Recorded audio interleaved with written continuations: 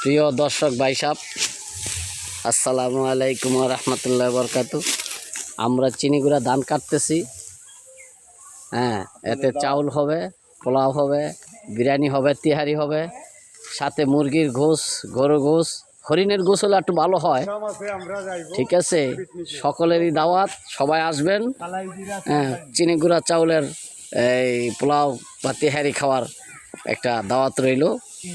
ইনশাল্লাহ খুব ভালো ধান হয়েছে। হ্যাঁ, আমার ভাই রমজান কিছু কথা বলবে আপনাদের কাছে।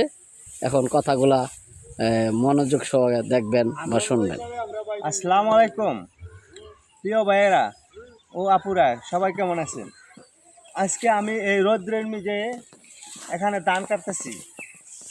নিজের জমি ধান লাগাইছিলাম, নিজে কাটতেছি। আসলে এটা নিজে কাটার, নিজে কাজ করার মজাটাই অন্যরকম। আমি কিন্তু আজকে যে ধান কাটতেছি এটা কিন্তু আনন্দের বিষয়।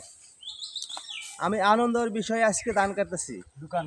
ঠিক আছে, আমার দোকান থিয়া আইসা আমি আজকে যে ধানটা কাটতেছি খুব ফুর্তি, মনে ফুর্তি। এই যে চাউল, পলার চাউল, হ্যাঁ, পোলার ধান, চাউল না, পলার ধান, পলার এই যে চাউল, হ্যাঁ, এটা আমরা এই ঠান্ডার মধ্যে বিরিয়ানি ভরি ভরি খাই। ঠিক আছে, গত বছরও করছিলাম, এবারও করছি। তবে সকলকে অভিনন্দন ও দাওয়াত রইল।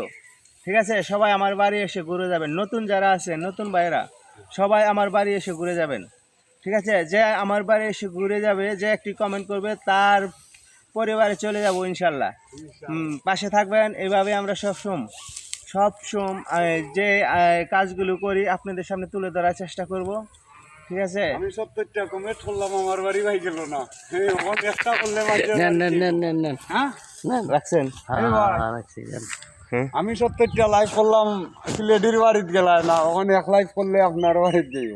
আন্তাজি রাখছে।